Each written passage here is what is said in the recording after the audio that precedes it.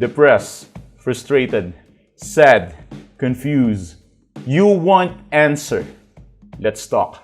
Give me a message sa page ko sa Philippine Dating Coach and you can have one-on-one coaching with Coach Baze, your dating coach. Just please subscribe to my channel and hit the bell button. Is clearing your mind so hard? Mahirap ba na i-clear ang mind mo? Yung parang wala ka munang iisipin, kundi trabaho, goals, dreams, mga pangarap sa buhay, kasiyahan. Let us take a break from negative things and negative thoughts. Magbakasyon ka muna sa ganon. And now you are hoping if you can get your ex back or you cannot get your ex back at the same time. I see. I understand that shit. Of course, you are thinking kung babalik pa yan o hindi na. Let us put this all in the parking lot. Can we do that for a moment? Ilagay nyo muna sa parking lot lahat ng mga stress nyo, lahat ng mga breakup shit nyo, lahat ng magbabalikan pa ba kami, babalik pa ba siya, i-chat pa ba niya ako, ganito, ganyan, ganon. You are hoping, and you will become pathetic for so long. And right now, I want to advise you is just get out of this way. I mean, just focus on what you need to focus on.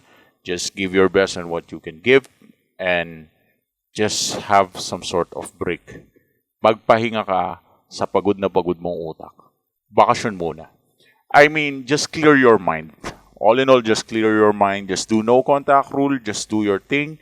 Just enjoy your life, of course, at the same time. Hindi magiging maganda ang life mo kapag hindi mo in-enjoy ang buhay mo. So, kapag ikaw, natutunan mong i-mind shift ang brain mo, you can definitely get the attraction that you need. Magiging attractive ka dun eh. It will work out para sa'yo. It will help you to think clearly. I mean, you will be more attractive if you are not psycho, of course. If you are not thinking too much, if you are just thinking about making money, creating money, and at the same time, if you are just exercising, nagpapaganda ng katawan, nagpapagwapo, nagpapaganda, and you are improving sa pag-aaral, sa trabaho, everything about that, and your behavior, you need to improve in every ways of your life. But you cannot do that shit unless puro ex mo iniisip mo. Ex ko dito, ex ko si ganyan, kailan babalik to? Hindi, ang hirap, nalilito na ako, naguguluhan na ako. Nagno-no contact rule ako, tapos nag-chat pa siya. Natural, mag-chat talaga yan. Kaya nga nagno-no contact. I mean, makes sense. I'll guarantee you, darating ang araw, sa hindi inaasahang kadahilanan, magbabalikan din kayo niyan. Huwag ka lang pa-stress. Kung gusto mo talaga yan, edi wag, maging confident ka, magiging kayo din. Pagdating ng panahon, just be confident and don't stress yourself out. Ngayon, sasabihin nyo sa akin, imposible yata ang bumalik yan, coach, kasi may bago na, kasi may ganyan na, kasi may ganun na. No. Change your mind, change the way you think, and just focus on your attraction. I will guarantee you that she or he will come back someday. Nothing to worry about that. Huwag kang matakot. Just be confident and trust yourself in terms of balikan. Do not put yourself down na parang masyado mong dinadown yung sarili mo. Ano ang title ng video natin ngayon? Himala. Babalik ang ex mo kapag ginawa mo ito. Ibig sabihin, himalang babalik. Therefore, kapag sinabi nating himala, hindi natin makontrol yung bagay na yun at hindi natin malaman kung ano ang mga kadahilanan at ba't nangyari yun. Paano siya bumalik? Anong himala ang nangyari? Now, to simplify this thing, just clear your mind and just have confidence. Believe in yourself.